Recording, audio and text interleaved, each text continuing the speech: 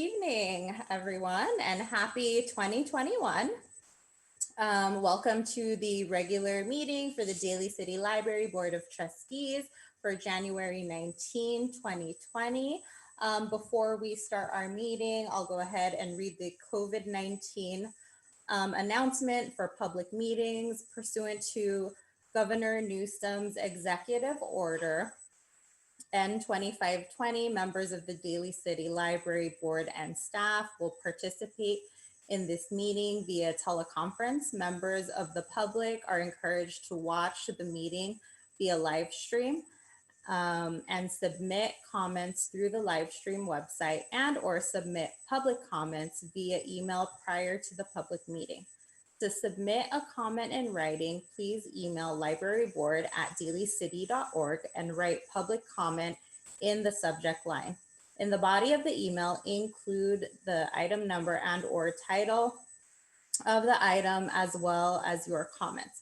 All comments received by 4 p.m. will be emailed to the library board members and included as an add to packet on the city's website prior to the meeting.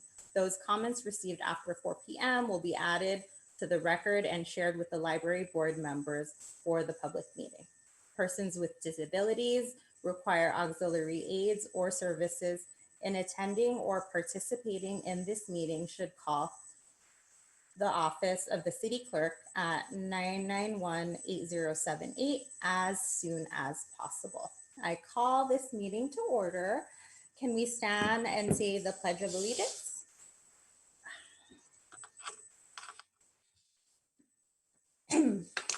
I pledge allegiance to the flag of the United States of America and to the republic for which it stands, one nation under God, indivisible, with liberty and justice for all.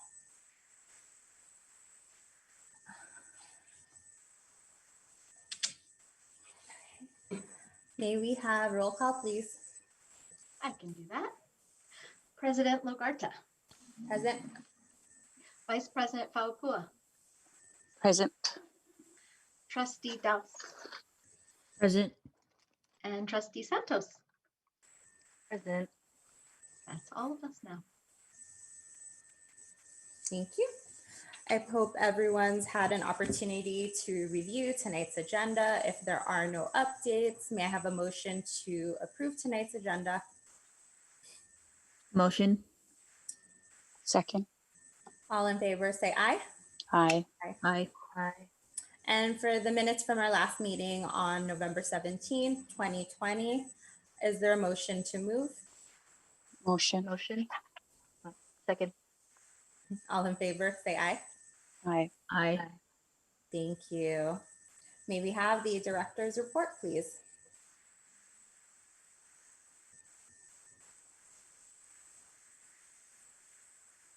You're on mute, Sheila. Yes, thank you. I was so forward thinking.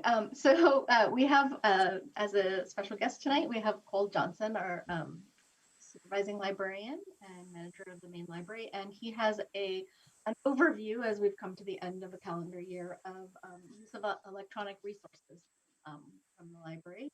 And I'm going to turn it over to him, but I'm going to attempt to share his presentation here.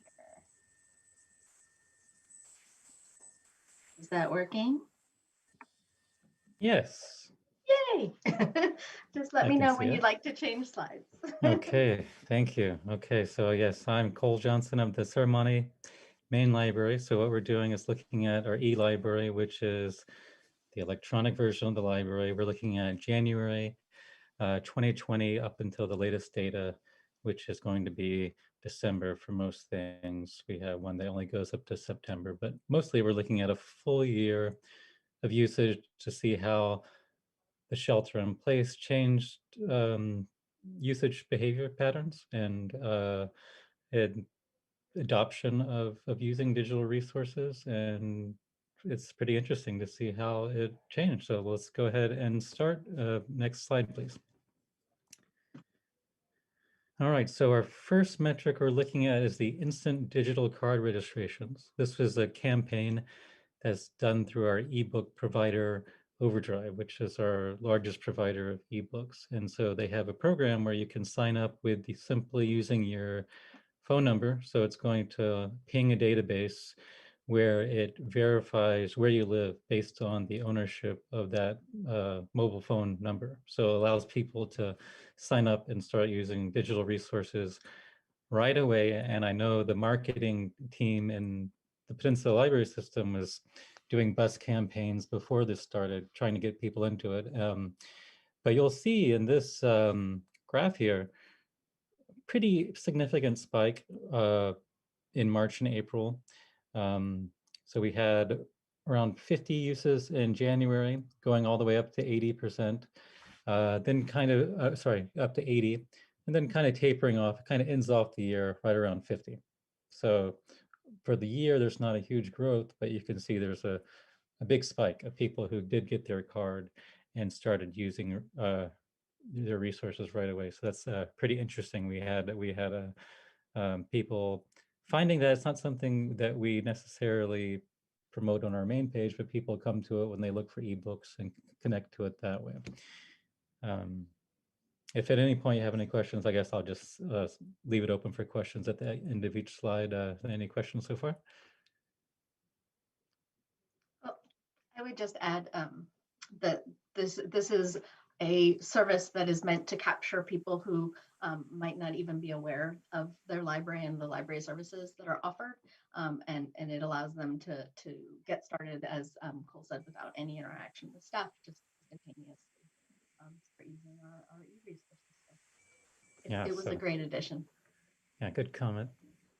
All right, we can move to the next slide then. So instant digital cards, so this is the usage of those cards. So we saw a spike in March and April, then tapered off. But over the year, we saw 71% increase of active users of those instant digital cards. So we saw it go from 400, and I think my label here is off here. It says registrations, but these are like 400 active uses going all the way up to 800 in the summer, and then kind of staying steady throughout that entire time. So that's a pretty significant growth that we saw of people who got their card that way and were able to use the library, the e-library in that way. So I thought that was a pretty impressive number.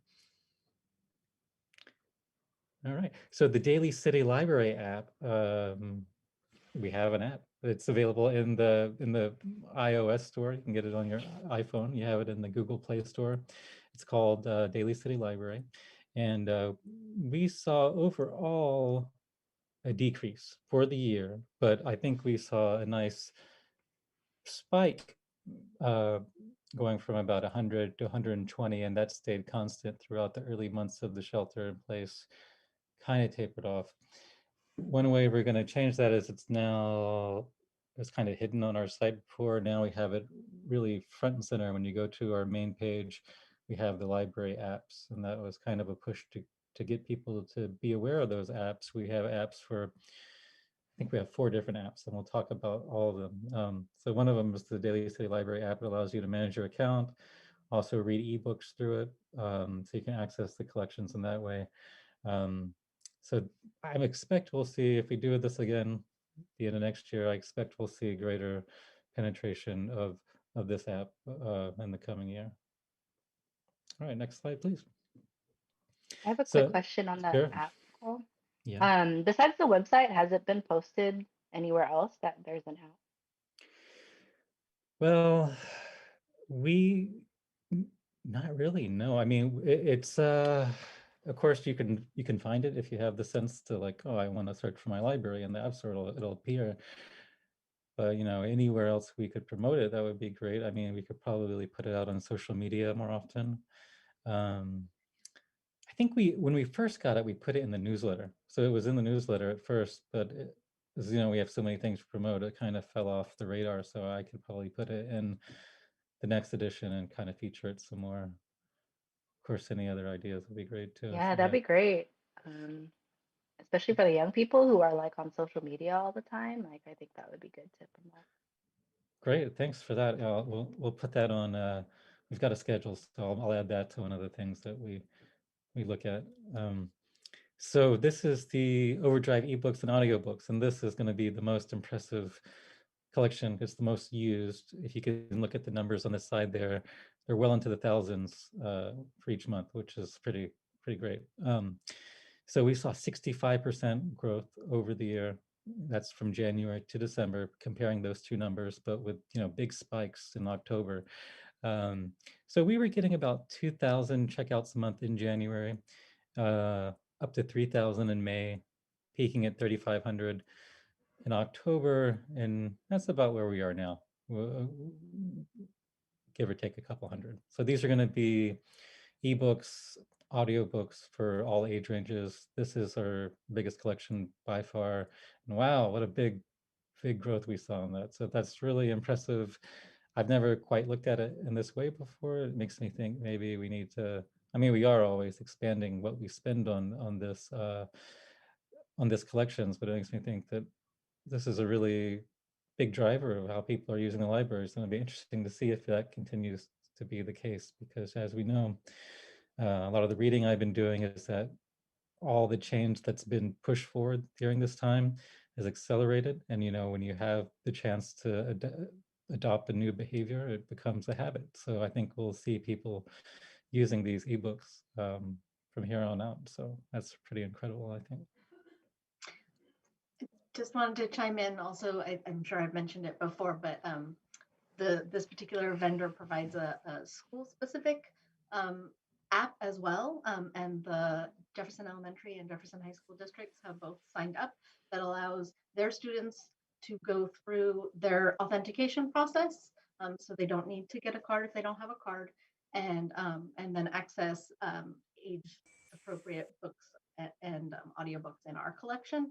So it's more seamless for kids, and it allows them to incorporate it into their curriculum as well.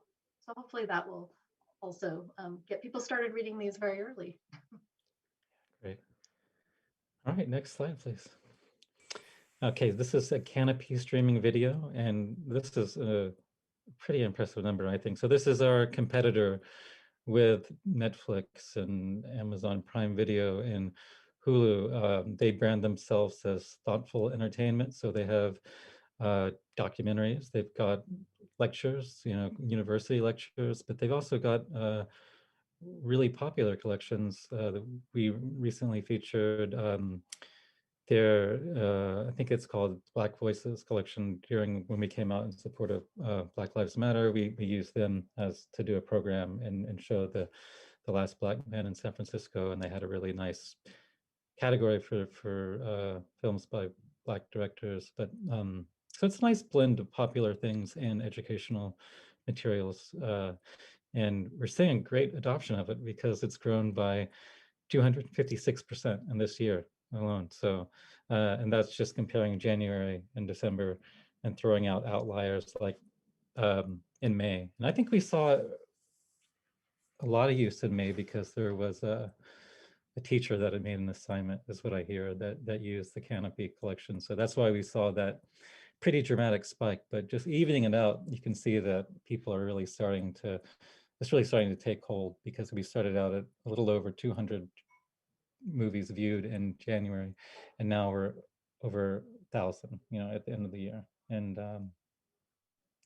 we recently had to refund this collection because I put more money into it because it's been so popular. So we're going to be watching this closely and seeing, hope that it continues to grow. I mean, in some ways it's going to be growing pains because we get charged by the view, but in other ways we're happy to see people really connect with it. I mean, it's pretty an incredible success story, especially when we think of how hard it is to get people in the library sometimes. When we look at numbers like this, it's really heartening to see that people are not only willing and interested, they're using it regularly and perhaps creating network effects by sharing it with their friends and getting people on board with what we offer. So this was a really exciting number to look at for me. And great films, you get up to 10 views a month. So if you're not already doing it, it's got some great movies on there, your library card. So RB Digital, this isn't a very impressive percentage number, but it's really because it was started off at a very low place. I think you'll see in January, had less than 20. We had about 5 uses. And then we closed out the end of the year with 120. So we had this crazy number of 1,350% growth. But still, it shows that it's being adopted and being used. I think this will change in the next month because they were purchased by Overdrive, which, as I mentioned, that big provider, the one that almost all of our digital users are familiar with. So their magazines, and what this is e-magazines. So they look like the print magazine, they're digital version of the library. I mean, of the magazine. So if you load one of these magazines on an iPad, it looks great. It looks better than a print magazine. It's very high resolution and everything looks really, really good. So I expect that this is a newer product that we offer. And now that it's being taken into Overdrive, I think it's going to be a very good year for next year. So big growth by percentage, but small use at first, but growing very steadily throughout the year. Magazines are one of those things that I think had more barriers to access during the while we were doing curbside, because they're not individually in the catalog, so it's harder for people to request them. So I think having them available in this digital form, where you don't have to worry about quarantining them or cleaning them or anything like that, they're available instantly on your own device. And as Cole said, they're very slick. It's a really nice user experience on a tablet. All right, next slide, please. Safari ebooks, it showed about a 39% growth over the year, which is good. And this has always had a pretty steady use. Safari ebooks are mainly computer use books, and a lot of them can be as simple as how do I use my iPhone to really advanced, like how do I programming languages, for example, and things that really support some of the careers that might be in the area of people in the IT industry, for example. Some of them are also business books, professional development. I'm quite happy with the numbers for this. It shows that people really value it, and a lot of them are from those kind of books that you use for your job, and they may be $60, $75. So it's a pretty, it's great service, I think, that we provide for workforce development, to support people in their careers, to support educational growth and attainment for our community. So very happy with Safari's performance this year. And these were always going to be users who were comfortable with technology. So I think that's why it's pretty steady, because people who wanted it probably knew about it, but we still saw it grow because they couldn't, even if they preferred the print, couldn't get in the building to use it necessarily, for some time. Okay, next slide, please. ABC Mouse, this is, you may have heard of this. This is a pretty popular educational program. It's commercial, you can buy it for yourself at home. But we have a deal where we have a certain number of passes. Jayla, do you know the number of passes? Offhand, I don't know. Offhand, I think it may be like 20 a month or something like that. I believe they've increased it now that it was initially grant funded, and now that it's not, it's increased, but I don't have the number. I'm sorry. Okay, yeah, so there's a certain number of passes that the families can check out. I meant to look into this to see if maybe that's a barrier to use. I'm not sure. But we can see that in February, there's a huge uptick. Maybe that was because people are like, oh, what am I going to do? I'm doing homeschooling. I need something to, occupy time. And then it kind of petered out over the year, but we still saw 20% growth.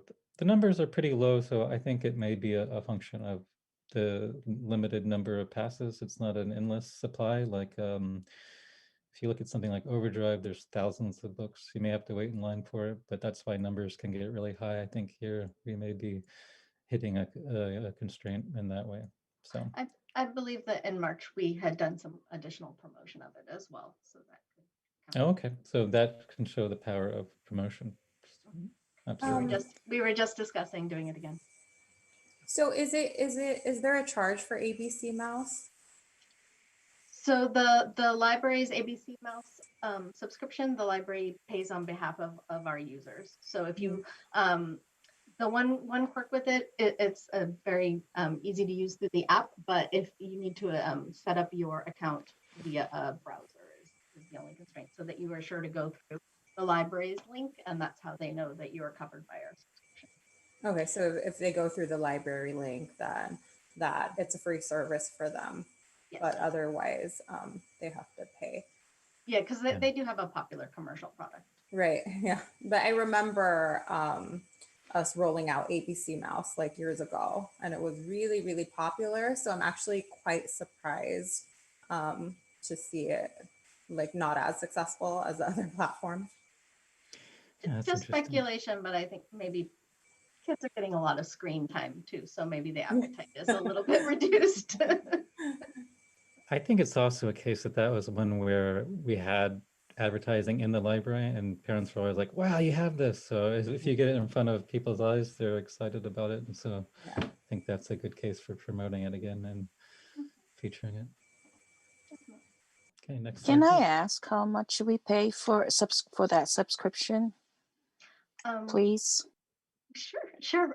We pay $2,000 a year for it. It's a negotiated lower rate. It was paid for the prior 2 years by the Chan Zuckerberg Initiative.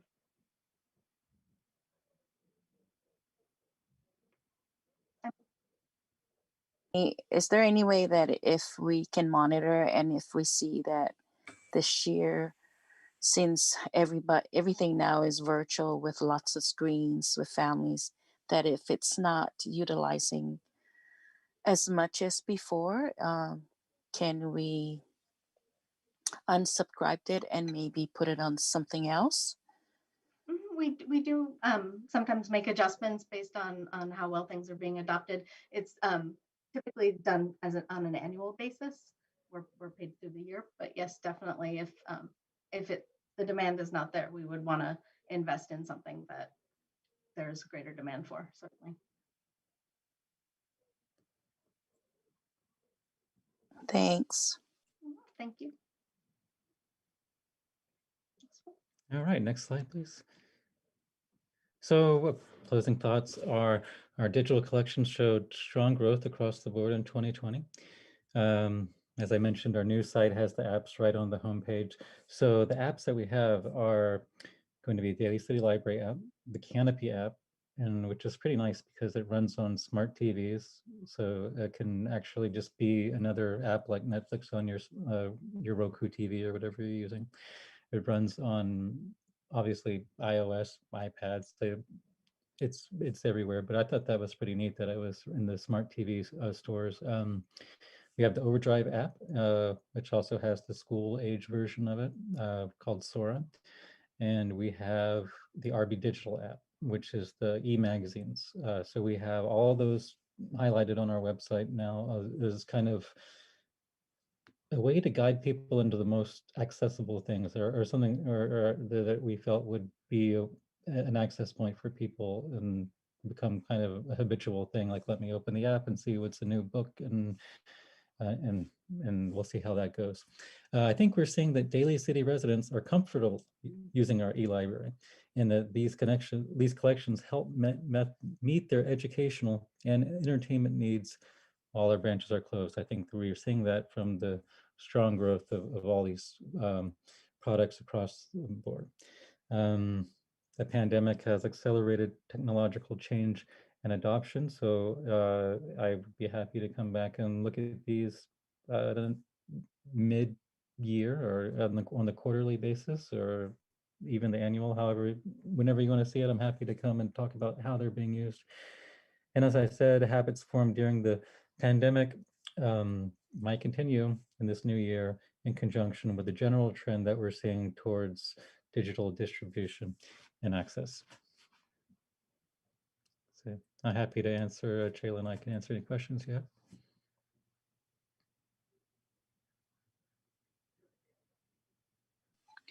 Nothing, just want to express how my thanks, totally appreciate all the hard work that you put in this. And I know that the residents and Daly City communities.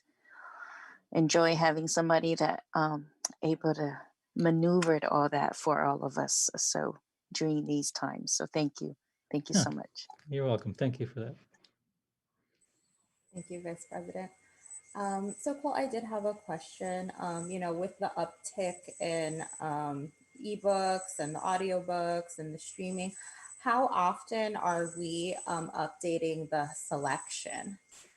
Well, those books are bought on a consortial level. So we share them throughout the county, but we have outsized influence because Marie Nguyen and Joshua Reeves, two of our librarians, are two of the main selectors. So they're Oh, buying, wow. yeah, they're doing a fair share of the work, and they have a monthly schedule where they're buying the new titles, monitoring. One interesting thing is that you can really respond to all the trends because you see what is being held. They have what's called the holds manager, so they can automatically suggest that you purchase things that people are interested in.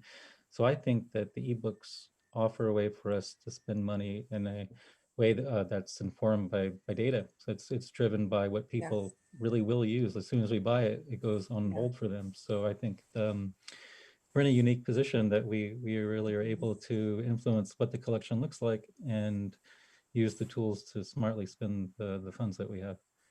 So it's adaptive. That's great. I think that what you said, like this is probably going to be the continuing trend. So we will, even as things get back to normal, we don't know that ebooks and audiobooks are not going to be as popular still. They'll probably be more popular. So thank you. You're welcome. So I'll open it up also to Trustee Dawes, Trustee Santos. Any comments or questions? No comments or questions. Thank you, Cole, for the presentation. You're welcome. Yeah, not much more for me. I think just reiterating, I think it would be helpful to keep promoting the online stuff, especially I think as folks are settling into this virtual structure and we're still going to ease our way back to be in person. I think there's a lot of attention on online. So it would be good to just broaden our reach a little bit. Great. Thank you, Cole, again for preparing that. Happy We really appreciate it. Happy to be here tonight. Thank you. So moving on to our next item, which is the library services during stay-at-home order. Yeah, so since our prior meeting, our curbside service has had to be suspended because of the new stay-at-home order. So that's changed things a little.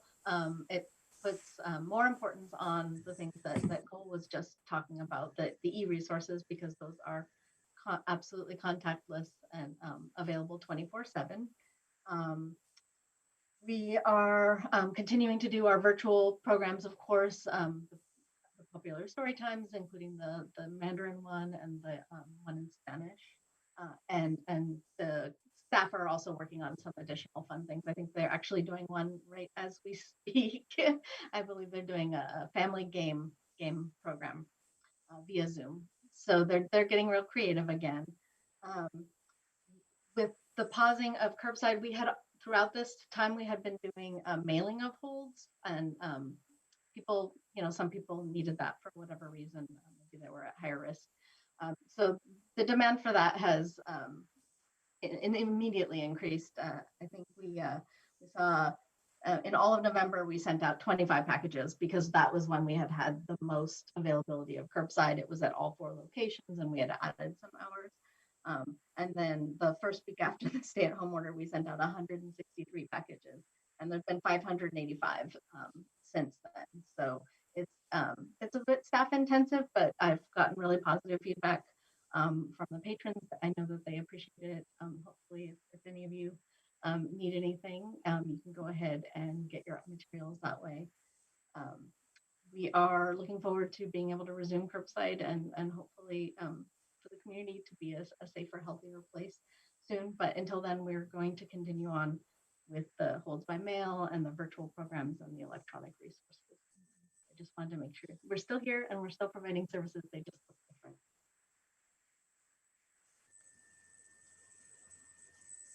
Any anticipated date for the curbside to reopen again? I don't, Not at I this mean, point. I don't know if Stephen has anything to add. So I would love to have a date in mind, but excuse me, the surge is still here in COVID cases, Yeah. so we're just kind of tracking that day by day at this point. We do want to bring it back as soon as we can, but we kind of took the citywide approach to scaling back during the surge because the numbers are, it's almost worse than in the beginning of the pandemic. So hopefully soon in the next month. Thank you.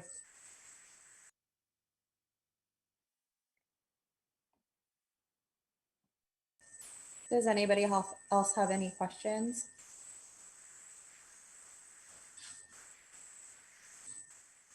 Okay. So for the trustees report, I'm going to kind of partner with Stephen here to open up some dialogue. Like if I think about myself and like my busy schedule, last time we met was November, and we were on a time scale, and so you know, it was the holidays, and so I kind of wanted to kind of bring us back to square one when we talk about our role clarity. Stephen, can you kick us off? Sure, I'd be happy to. So I think what I can do, and I can't remember, I think we were missing one trustee when we did the presentation. Yeah, so Trustee Santos was not able to make it. So that's why it's good to kind of, you know, revisit the entire conversation so that she can see the slides that you prepared, and, you know, we can all kind of talk about it and what our next steps are. Okay, so here is my screen. Hopefully you can see that. So just to recap, and I'll be a little more brief this time. The library board was created by the city council, and it was really to establish a greater connection with our community and libraries. Okay, and as you'll see as we work through some of the roles and duties of trustees, most of them are focused on that really specific link between community and library services. Okay, you all serve in an advisory capacity to the city council, and the board was created by an ordinance. Okay, that's just pretty standard stuff for how we create our boards and commissions. The first area of roles is about acting in an advisory capacity. Okay, and it's on everything related to libraries, from capital improvements in our buildings to fundraising activities, or, you know, any of the programs we detail on a monthly basis with you all. Okay, our library division staff brings those matters before you, and then they seek your input, and it's a very formal way of conducting business because you're appointed to this public role. So really, I think what we all hope is that trustees will just listen and evaluate all that information, and then connect it to your perspectives, and especially what you've been hearing in the community about, you know, what's in demand, what could we do to better serve community members. And I know a lot of you are already doing that, you know, as part of your role. The next area is B, and it says consider the annual budget before it goes to city council. And this is just according to our standard budget timeline. The division staff will continue to ensure that we get your feedback on budget. That's kind of a standardized thing that we do every year with budget formation. And it really links to the programs and services we're offering and whether or not they are aligned with community needs and priorities. Again, you know, that's kind of how I think that, you know, trustees should be evaluating the budget. Now let me go to page 2 here. Okay, then the third area of roles is about this is where it gets more dynamic as a trustee, okay? Because not only do you provide your recommendations on library services, but you also act as a champion for those services in the community. And right here it says, like, the exact language is promote and stimulate public interest in our libraries. So I think the way I read this, and actually let's do D together because these two are so related. D is to gather input from community members, be a conduit for the community to us about where we could go with library programs. It can be creative too and open-ended. And then, so these two together, that's really the really dynamic part of your role. You're soliciting community perspectives. Maybe this is done through your social media accounts. Maybe you can create a special, trustee so-and-so, on Twitter or Instagram, something like that. You could have some sort of official presence like that to solicit input and opinions. But then also it's two ways, because we also want your help in sharing all the different programs our library offers. And there's just so many to keep track of for our community members. So you can really help us promote them and get more people interested. So that pretty much sums up the 4 areas of responsibility. And I kind of boiled it down to the main themes here in this green box. And it's such a great opportunity to be a trustee, especially for our very much loved library system. And I think that maybe it's hard to think about these roles on the spot. I totally get it.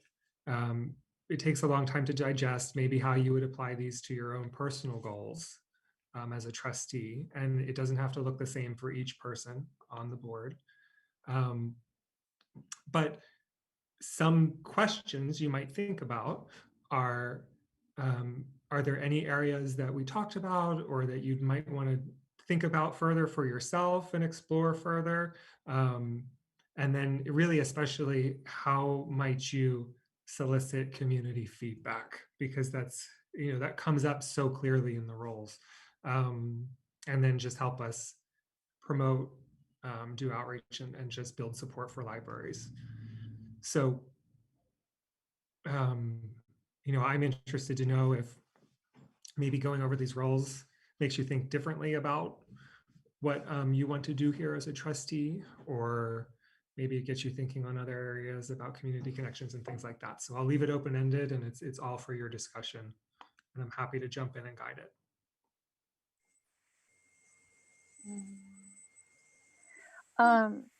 Stephen. Hi, Stephen. Happy New Year, Stephen. Happy New Year. I have a question. Is there any way under each role do you have like the list of things that relatively or like pertaining to that specific role? You know what I'm saying? So that way to me, it's not overlapping. Duties are not overlapping, or I don't feel like I'm overwhelmed. Like maybe one fits, can kind of parallel together with another role. I don't know if that makes sense at all. I think, and correct me if I'm wrong, I'm thinking what you're asking for is specifics, kind of Yes. specific tasks that you could do. That's something that we could work on. But it really is kind of this could be the brainstorming session right here, where you all maybe think of one thing, just one to start with, a Yeah. brief task. And something that kind of actually, focus with right now, with what we're dealing with right now, with these times, how can we even maybe combine that together or even separate, but at the same time serving right now, with what we're going through right now. Yeah, and I think linking it to bigger societal issues is a great idea. So you're right on. And Shayla and Cole, please jump in if you have ideas here too. I think one of the things that really stands out to me is promoting or generating interest in our electronic services. You know, we just saw that presentation where everything skyrocketed, you know, in Right. terms of demand. And yet there's still more people out there that probably don't know about these services, right? So how can we even reach more people and get more success? So maybe that's a good starting point, because it really hits on the pandemic. It can also hit on timely topics that people are seeking in their reading materials, or Right. their movies or magazines, you know, the whole range of stuff. So that could be something else. You know, I know our library staff are always curating content, so that could be somewhere where we really link up. I remember last year when the library staff did their curated reading list for the Black Lives Matter movement. You know, that there's that, you know, amplifying the message there, I think might help. But and another thing is, through your own circles, you know, you're connected to so many people in Daly City. If you're hearing things, please tell us, right? You know, bring it up at Right. meetings, shoot us an email if you heard something specific. Or if you're not hearing so much, maybe it's about posing the question to people that you know about libraries and what they would like to see. So I think that might be a starting point that's grounded with, you know, the reality that we're all living through right now. So one thing I would say is, to kind of piggyback off of what Vice President was saying, is that, it's a lot of information, right? So it's a lot of information for us to kind of like brainstorm. And then in the course of probably like 10 minutes, we won't get very far. But what we do know is that there is a need, and one thing that resonates with me is to stimulate the interest of the community and collaborate, right? So we can apply just that, stimulating interest via social media, via talking to people, via talking to staff, and really bringing that information that we uncover to, city council, to city members, as needed, as the liaison for the community. And really kind of taking a look at our current situation in the pandemic, how, we're dealing with COVID-19. Are there any improvements that need to be made? How can we be more collaborative in that respect? Is a good starting point and, discussion topic for our next meeting. But if I recall from our last meeting too, we were going to try to do kind of like a study focus group in place of one of the meetings, upcoming meetings, or it was in addition to. I remember it being in addition to, In addition to. but Okay. I think we have the option of going the other way too. Yeah, so I think that would be great for us to kind of like just sit down and then collaborate, just focus on just that, and that'll be a good kind of starting point to guide our future meetings. What do you all think about that? I think that's a good idea. Mm-hmm. Another thing I'm wondering is, like, during these library events, like online events, is there a way for folks to give feedback, like after they attend an event?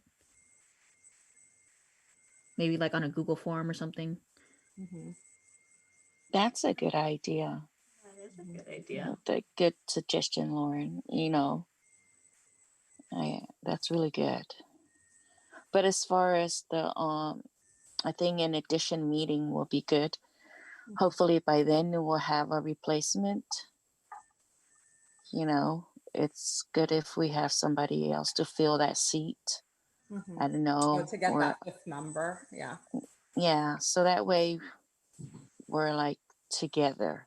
Mm-hmm. It's not going to be a repetition, you know, and I mean, we have the majority right now, but you know, it's always good to have that extra set of eyes, set of opinions, set of knowledge. set of skills and intelligent.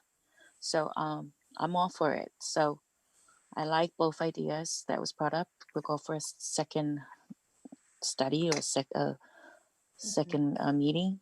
That will be a special session. Mhm. And then Lauren's idea with to have a feedback. Additional feedback, yeah. Yeah, it will be nice.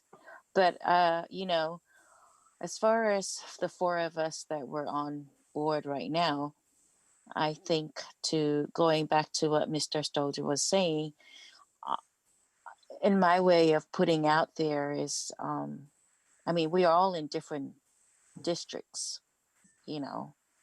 Uh, I'll be willingly to do the to be that person for Bayshore. You know, I'll bring in all the resources or everything that goes on to Bayshore, Mhm. you know, and make it put it out there in the media on my end. Mhm. So I suggest, or it's just an opinion, that if all of us will pull that together from Mhm. the group of friends that we have, then we somehow will uplift that part. Mhm. And then we go to the next part, you Mhm. know, what else that we need to do. But if anybody else, if we want to all pick one and work from that, that's even better too.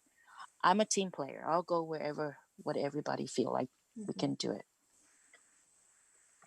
One avenue that occurred to me was if you ever wanted to have an item in our newsletter, our monthly newsletter, you could do that, or some Mhm. sort of survey or appeal for feedback.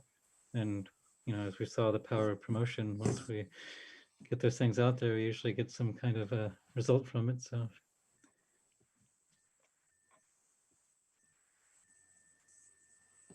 You know, the other thing, a lot of these duties, you're already doing them, right? So now we're just kind of focusing on them so we can just all align around them and get creative, you know, if you, as much as you want to, around different things. But, you know, every time you show up to one of these meetings and give us great feedback on programs, you know, you're doing a lot of what you're supposed to do already. It's just, you know, together as a group, we could focus on different areas too. Um, Online promotion is clearly what we're stuck with for now, you know, Mhm. virtually. But when things change and open back up, I would love to revisit this conversation then when we're all back in person, because it's just, you know, you can do so much more at that point, and just showing up in person to our events or, you know, whatever it is. I think that FaceTime with the community as a trustee, really helpful. And I agree that we can support in different capacities, even in our everyday jobs. A lot of us work closely with the communities that we serve, and so I just think that there's a lot, right? That we need to kind of set time to kind of like share our ideas and then kind of fine tune them. So I if we could decide throw out some dates for that study session to for our trustee role, how we could collaborate, how we could take a look at the current situation. um, what days well, before I start that, trustee Santos, did you have any comments that you wanted to share? Nothing more additional to what you all are naming. I think just want to highlight again, like also continuing to, I think this is like for all of us, continuing to deepen our relationship with DCPLA, who are like really strong partners in this and who's always like throwing down for the libraries, right? And so I'm also curious, like besides getting updates from DCPLA or even just like donations, I know in this time the events like showing to events is not a thing, but what are other ways we can deepen our support while we're sheltering in place?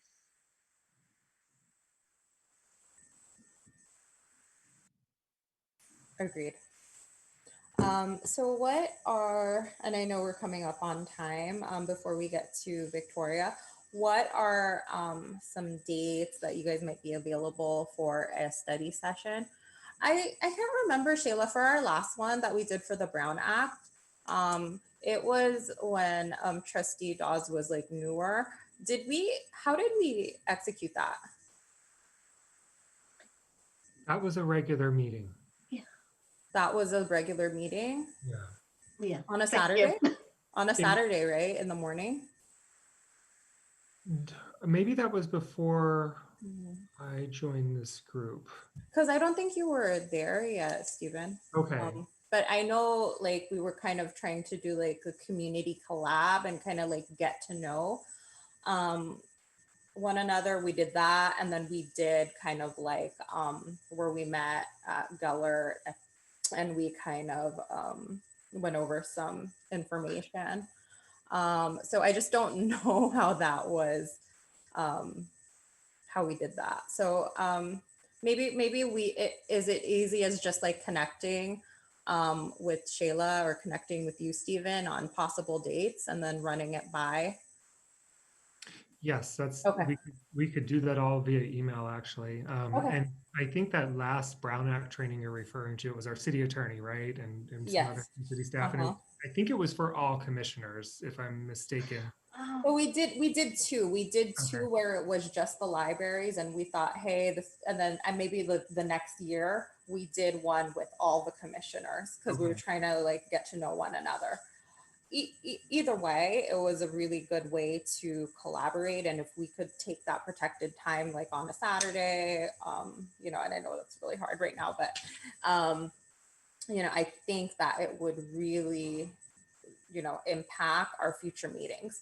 So I think that that would be a really good idea. So I guess let's do a little bit of homework and send out potential dates. And then maybe have Shayla like say, hey, you know, the week of the 12th work, you know, Saturday morning works well for everyone, or something. Does something like that work out? I can do that.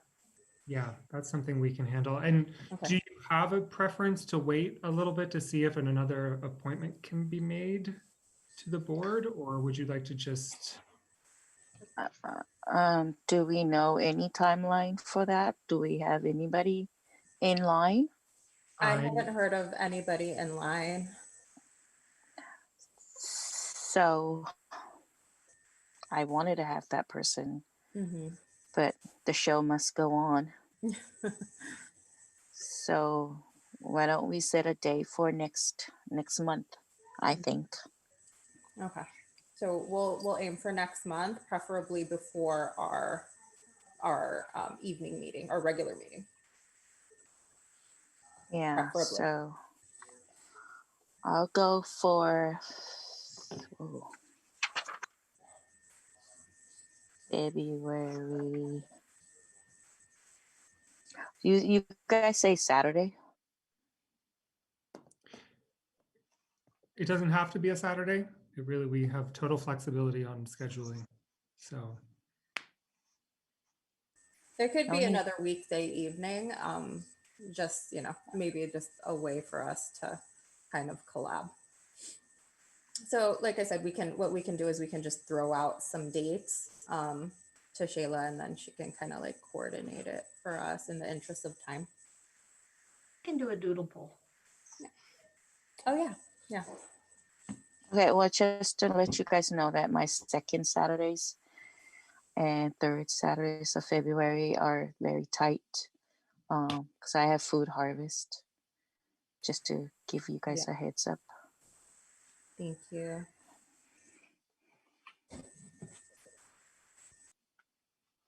Okay. So Victoria, thank you for being so patient with us. You know, as we kind of went through everything, I want to, you know, welcome you and thank you so much for joining.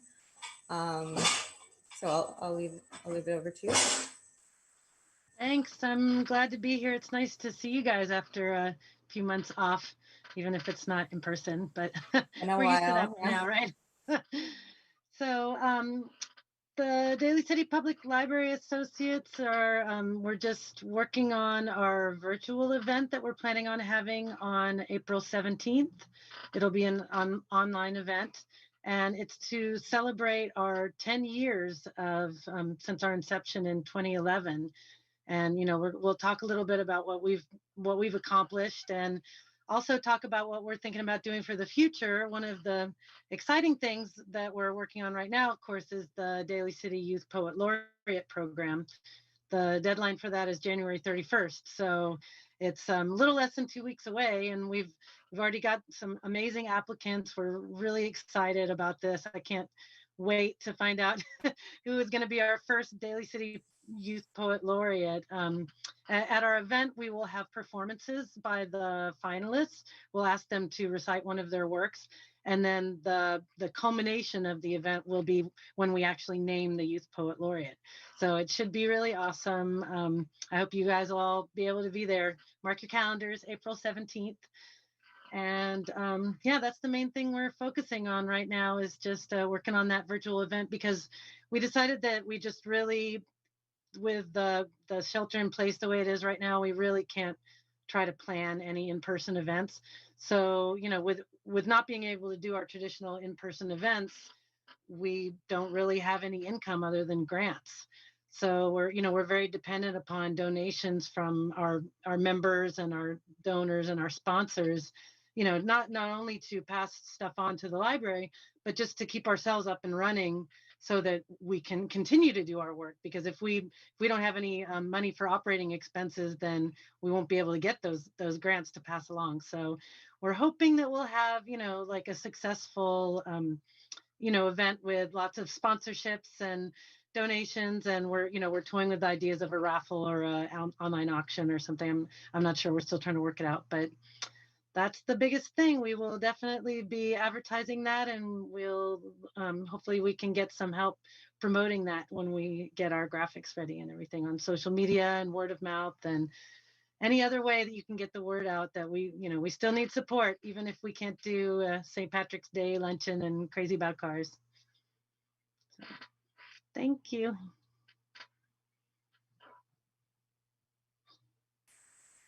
Thank you. Thank you, Victoria. Yeah, no, I've seen how the response for the Poet Laureate program, and thank you so much for presenting it and taking it on. We'll definitely continue to support you in promoting it, because this is a really great thing and super innovative and hasn't been done before. So it's actually very exciting for our community. So thank you so much. Thank you. Okay, so as we end our meeting, well, wait, are there any announcements or communications?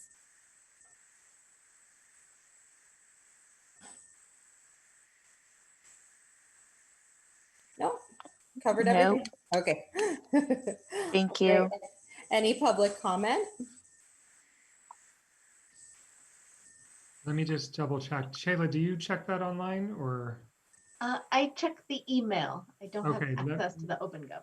Let me check our online site. Let me just refresh the page real quick. No public comment. No public comment.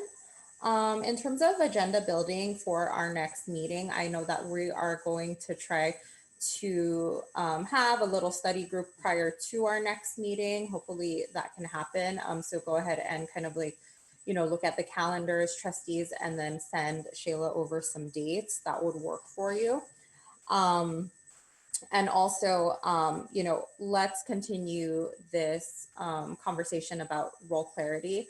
When you think about COVID-19 and the pandemic, how we can better support the libraries as trustees, as as an advisory board, how we could better stimulate interest within the community and collaborate.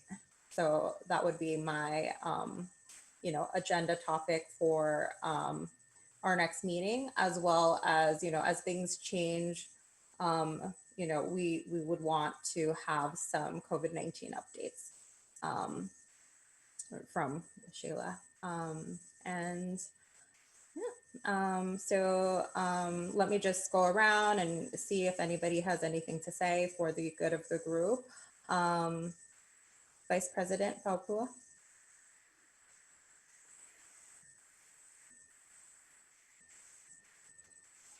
Not really. I just express my thanks to everybody, including the Parks and Rec, who invited, myself to put in 10 minutes.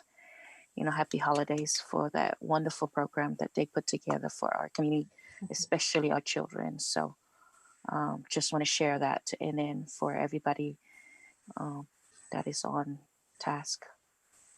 Thank you very much. Have a great week. And what about Trustee Santos? No additional thing. Thank you for all the work and again, like always grateful for the hustle of the library staff, especially in this time of constant pivots and shifting. And so, if there's anything coming up, let us know how we can be supportive. Thank you. And Trustee Dawes? No further comments. Just want to thank everyone for giving information, and I hope everyone out there is staying safe and healthy. Okay, well, thank you, everyone. Thank you so much. Special thanks to Cole for joining us and for that presentation, and also to DCPLA and Victoria for the Poet Laureate program and giving us some updates. At 7:03, meeting adjourned. Thank you, everyone. Bye-bye. Bye. Bye, Bye. everyone.